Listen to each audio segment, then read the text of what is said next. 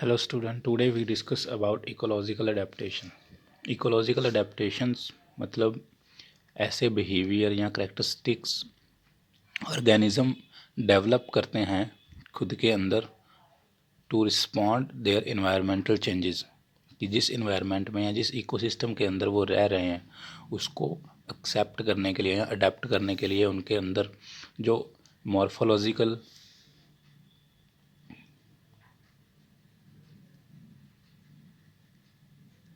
Physiological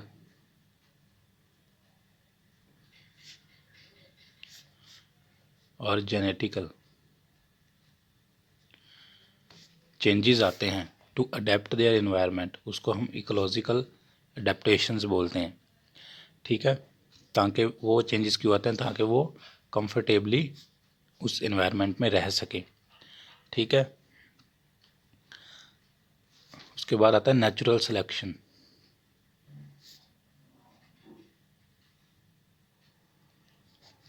natural selection क्या है? एक नेचुरल फिनोमिनन है जिसके अंदर जो ऑर्गेनिज्म मोस्ट अडेप्टेड होगा, जो मोस्ट अडेप्टेड होगा मतलब जिसमें जो इन्वायरमेंट को अडेप्ट करेगा सबसे ज़्यादा, वही सर्वाइव करेगा, उसे हम नेचुरल सिलेक्शन बोलते हैं। ठीक है, इकोलॉजिकल अडेप्टेशन का मेन रीज़न क्या है? वेरिएशंस। वेरिएशन स्मॉल भी हो सकती हैं, लार्ज भी हो सकती हैं। ठीक है, जैसे हम एक कोई जियोग्राफिकल एरिया है, ठीक है,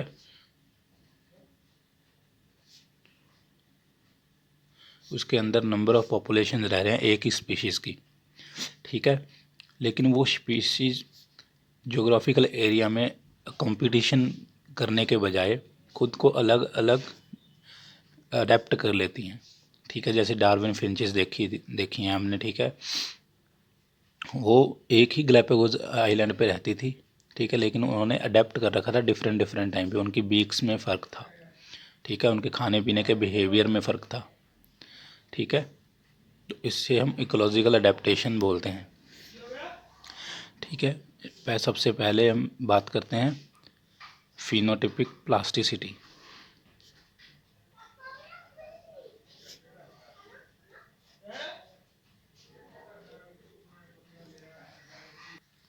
फिनोटिपिक प्लास्टिसिटी, फिनोटिपिक का मतलब क्या है? फिजिकल चेंजेस, फिजिकल कंडीशन किसी ऑर्गेनिज्म की, या फिजिकल कि वो फिजिकली कैसा है। ठीक है, नॉट जेनेटिकली, फिजिकली वो कैसा है, उसे हम फिनोटिपिक बोलते हैं। ठीक है, physical expressions,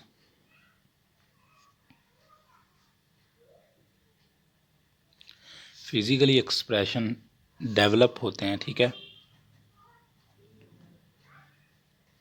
developed by variation to adapt their environment. ठीक है, उसे हम फिनोटिपिक प्लास्टिसिटी बोलते हैं। इसमें ऑर्गेनिज्म फिजिकली एक दूसरे से डिफरेंट रहती हैं पॉपुलेशंस। ठीक है,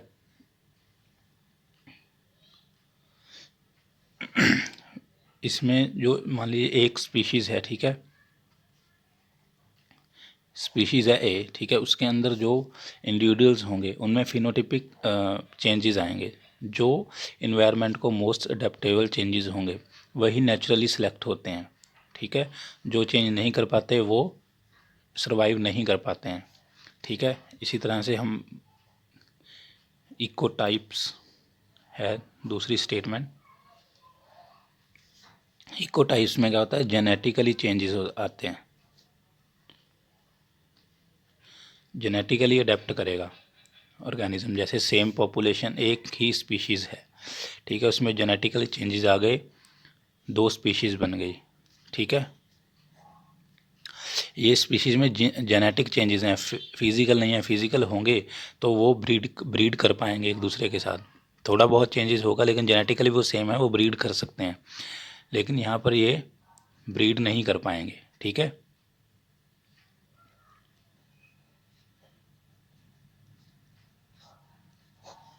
ठीक है, ऐसा प्लांट्स में होता है। ठीक है, कि क्लोजली रिलेटेड स्पीशीज़ होती हैं लेकिन वो एक दूसरे के साथ रिप्रोडक्शन नहीं कर पाती। ठीक है, अब हम बात करते हैं प्लांट्स की अडेप्टेशन की। Adaptation to light. लाइट के अडेप्टेशन के हिसाब से दो टाइप के प्लांट्स होते हैं। ठीक है,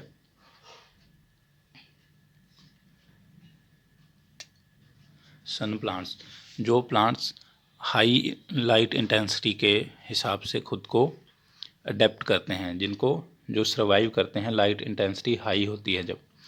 ठीक है,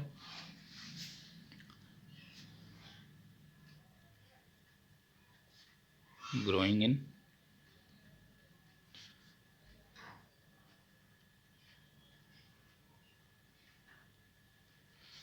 लाइट। इनमें फ़र्क क्या आता है, जो इनके जो स्टोमेटा होते हैं वो लीफ के एक साइड होंगे। ठीक है, और थिक रहता है लीफ इनका, ताकि क्योंकि लाइट तो फुल आ रही है। ठीक है, तो स्टोमेटा यहाँ जो क्लोरोफिल का जो लेवल है वो थोड़ा लो रहता है, ताकि लाइट की कोई कमी नहीं है। उसके बाद आते हैं शेडी प्लांट्स,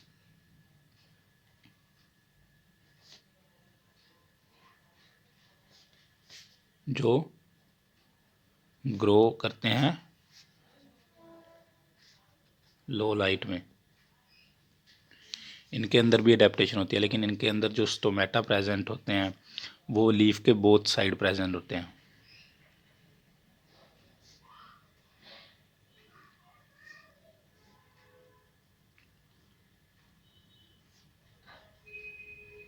ताकि जो लाइट को ज़्यादा से ज़्यादा ट्रैप कर सकें हम। क्लोरोफिल या क्लोरोप्लास्ट की मात्रा भी ज़्यादा रहती है, ताकि वो जितनी भी लाइट वहाँ तक आ रही है शेडी में, तो वो ज़्यादा से ज़्यादा लाइट को अब्जॉर्ब कर सकें।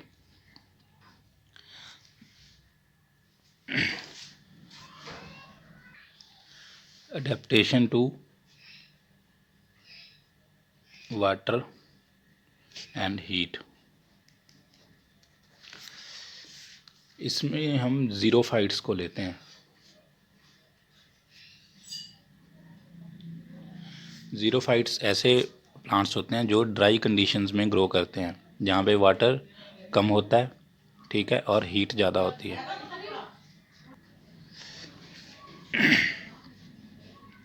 ग्रो कहाँ करते हैं, ड्राई कंडीशंस में।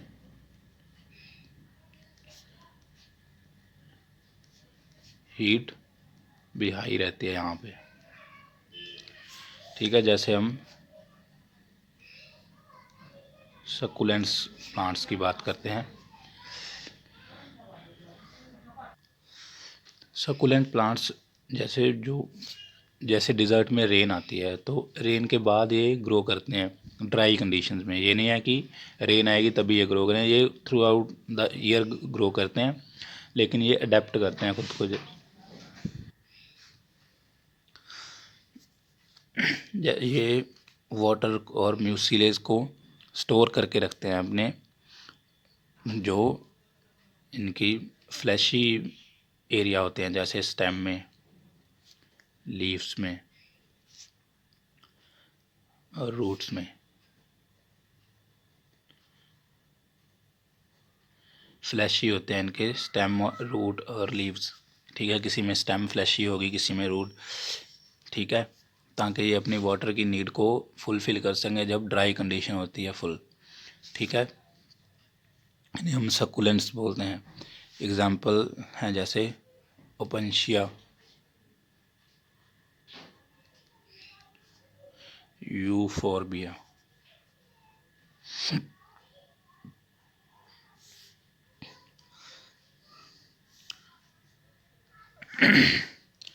अब है नॉन सक्कुलेंट, यहाँ प्योर ये और ट्रू ज़ीरोफाइट्स।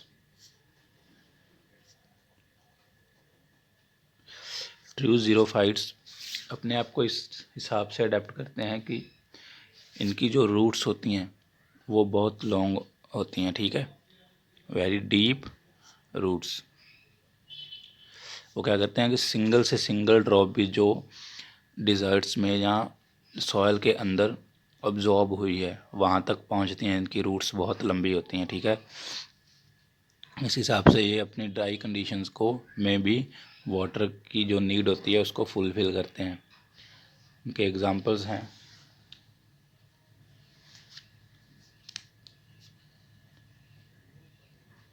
नेरियम,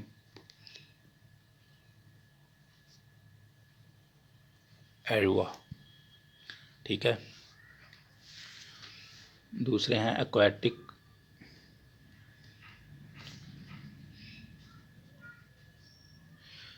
कंडीशन या एक्वाटिक एनवायरनमेंट को जो अडेप्ट करते हैं, इनको हम हाइड्रोफाइट्स बोलते हैं,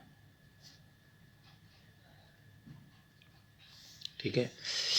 ये कैसे भी हो सकते हैं, जैसे सबमर्ज्ड मतलब कम्प्लीटली ये अंदर रहते हैं वाटर के, ठीक है। ये बाहर नहीं आते वाटर से, अंदर रहते हैं डेप्थ में वाटर की, जहाँ पे थोड़ी बहुत लाइट पहुँच सकती है वहाँ पर ग्रो करते हैं ये, ठीक है।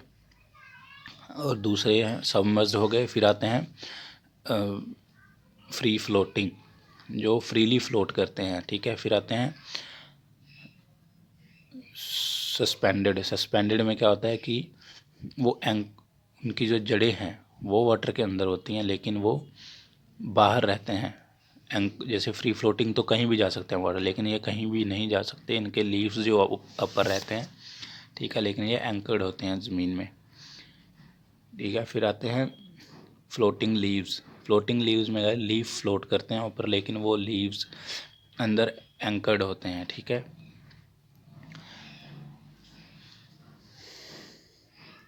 हाइड्रोफाइट्स में अडेप्टेशंस होती है, जैसे हाइड्रोफाइट्स में म्यूसिलेज प्रेजेंट होती है, लीव्स पे, स्टेम पे, ठीक है।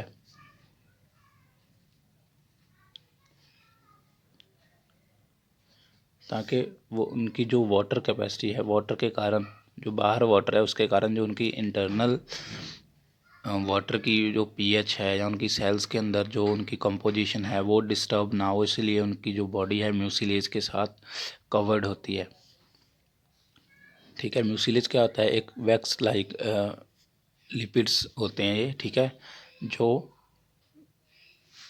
कई टाइप की, जैसे स्किन्स हैं एनिमल्स में या प्लांट्स में, लीव्स, उनके ऊपर एक लेयर बनाते हैं, ठीक है, ताकि उनकी जो वाटर सेल्स की पीएच है उसमें से वो डिस्टर्ब ना हो सके, वाटर का कोई इफेक्ट ना हो वहाँ पे, ठीक है।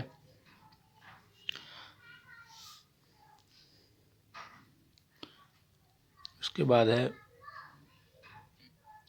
ऑर्गन्स। कुछ में फ्लोटिंग ऑर्गन्स प्रेजेंट होते हैं,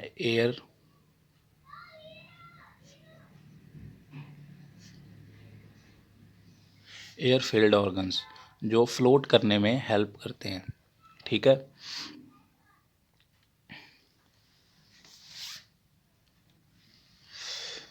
फिर आती हैं रूट्स। कुछ प्लांट्स में रूट्स एब्सेंट होती हैं, ठीक है। कुछ में पुअरली डेवलप्ड,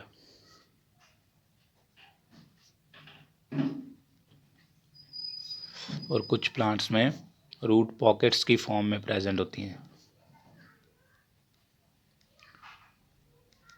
ठीक है। मतलब अगर हम बात करें हाइड्रोफाइट्स की तो रूट्स एब्सेंट रहती हैं, अगर प्रेजेंट होंगी तो रूट पॉकेट्स की या रूट पुअरली डेवलप्ड होंगी। रूट्स में क्या होता है, टैप रूट होते हैं, एडवेंटिशियस रूट्स होती हैं, लेकिन ये रूट्स पुअरली डेवलप्ड होती हैं, ना तो टैप रूट कम्प्लीटली होती हैं, ना एडवेंटिशियस, और रूट पॉकेट्स की फॉर्म में कि छोटे छोटे रूट्स की फॉर्म में प्रेजेंट होती हैं, ठीक है। अब हम बात करते हैं सलाइन इन्वायरमेंट में। सलाइन एनवायरनमेंट मतलब सॉल्ट कंसंट्रेशन हाई रहती है जहाँ पे,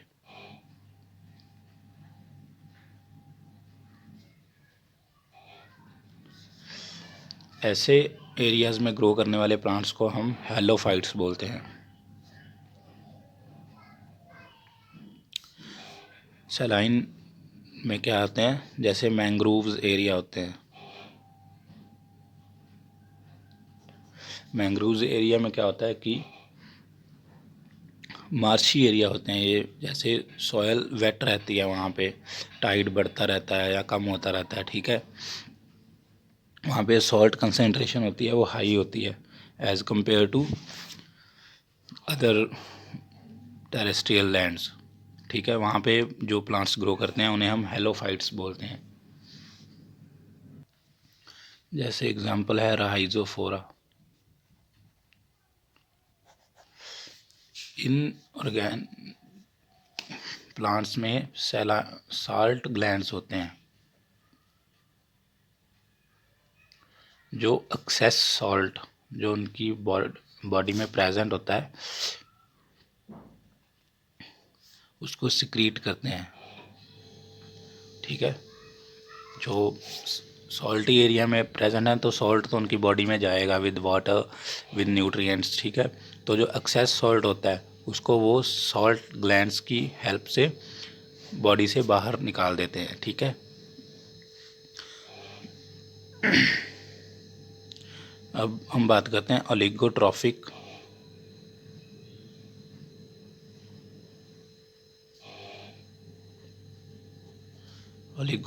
सॉइल्स। ओलिगोट्रॉफिक सॉइल्स वो सॉइल्स होती हैं जहाँ पे न्यूट्रिएंट्स बहुत कम होता है, ठीक है, पुअर इन न्यूट्रिएंट्स।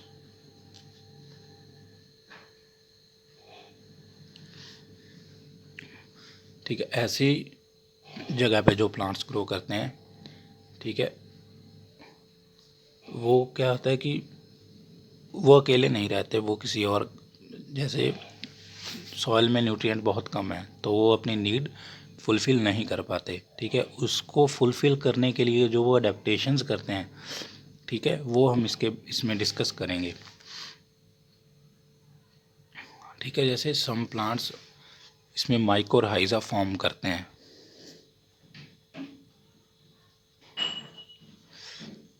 माइकोरहाइजा क्या होता है, फंगस होती है